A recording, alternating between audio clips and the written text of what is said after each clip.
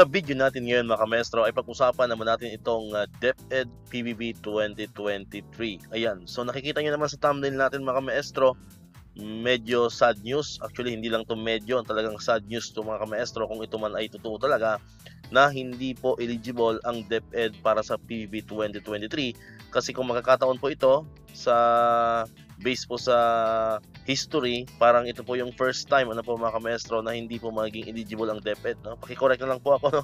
Baka nakalimutan ko lang, but base po sa mga naalala po natin, parang ngayon lang po mangyayari na hindi po magiging eligible ang DepEd para po sa isang PBB mga ka-maestro. Alright, so alamin po natin yung buong detalye niyan mga ka-maestro. Ito po ay galing mismo sa PBB Secretariat website. Ayan, tignan po natin. Ayan, so makikita nyo dyan mga ka-maestro yung ating PBB Secretariat. Ayan, kakalabas lang po nito ngayong, actually anong oras ba to pinalabas? Parang ngayon lang po ito mga ka-maestro mismo, no? March 18, ngayon lang, kaka-update lang nito sa website po ng PBB Secretariat.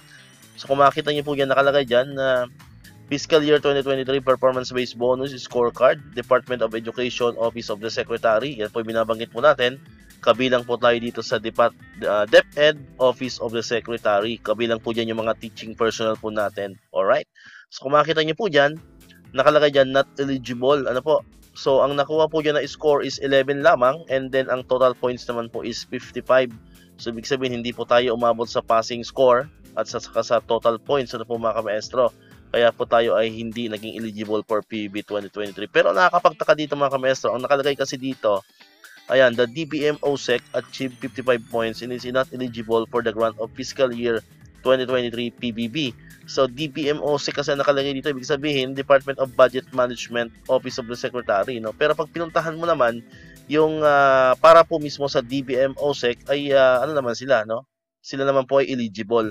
So dapat kasi ang nakalagay dito ay DepEd, kasi kung titingnan po natin yung scorecard natin ng 2022 PBB, ayan, papakita ko lang po sa inyo. Ayan, nakalagay po mismo dyan is DepEd OSEC. Ayan, nakita nyo po sa screen natin.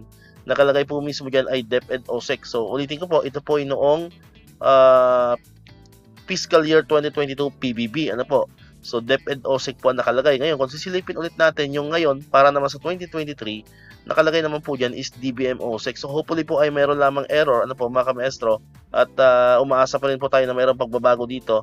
Ayan, kasi or kung wala mang pagbabago, at least dapat ayusin nila to kasi magulo, Kasi nakalagay nga dyan, sa ibabaw ay Office of the Secretary ng DepEd, although under siya ng DepEd talaga, pero nakalagay dito mismo sa scorecard is DBM OSEC, kaya medyo nakakalito.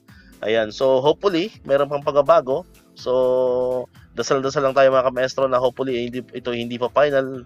Hopefully meron lang pong pagkakamali, meron lang pagkakamali sa encoding, dito po sa website mismo ng PBB Secretariat at kahit pa paano po ay maging eligible pa po tayo. But for the meantime, ang update po natin, based po sa nakikita po ninyo, ayan, nakapula. So, ibig sabihin, hindi po tayo eligible for PBB 2023. But we hope for the best nga, mga ka-maestro, na sana mayroong lang pagkakamali dito. Mayroong problema kasi ito nga po ang unang titingnan natin. Mali po ang nakalagay dito. Dapat yan ay DepEd OSEC, hindi po DBM OSEC. Ayan, so yan po yung medyo developing story po natin ngayong araw sa PBB.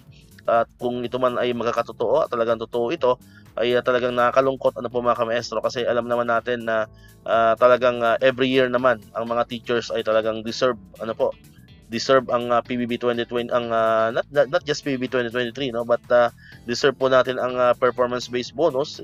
Siyempre alam naman natin sa dami po ng mga ginagawa po natin and sa mga pinapagawa, especially mga IPCRF na yan, mga RPMS na yan, So we exert all our effort to accomplish all the tasks given to us. Ginagawa natin yung mga best po natin para makapag-comply po tayo sa mga requirements po natin para lang po dito sa PBB. But kung ito man ay totoo, at sad to say, kung hindi man po tayo eligible, ay talagang hindi lang po nakakalungkot, talagang super lungkot po. Nakakalungkot po ito sobra para sa mga ka-maestro natin dyan, sa mga subscriber po natin. So, tiwala lang po tayo, na sana po ay magkaroon pa to ng changes, magkaroon pa ng pagbabago. Pero kung ito man talaga ay totoo na at talagang final na hindi po tayo eligible, ay talagang ewan ko lang.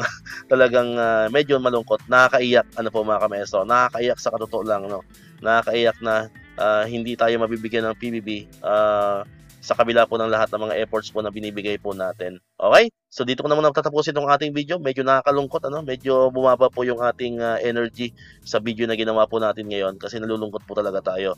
Pero sabi ko nga, magdasal po tayo na sana ay mayroon pang pagbabago at tayo ay po ay maging eligible pa rin.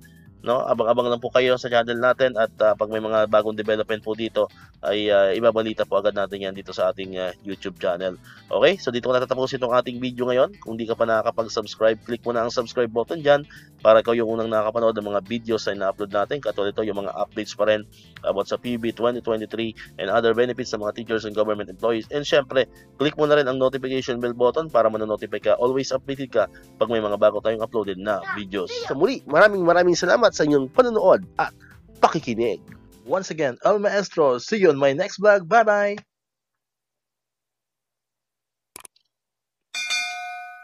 One, two.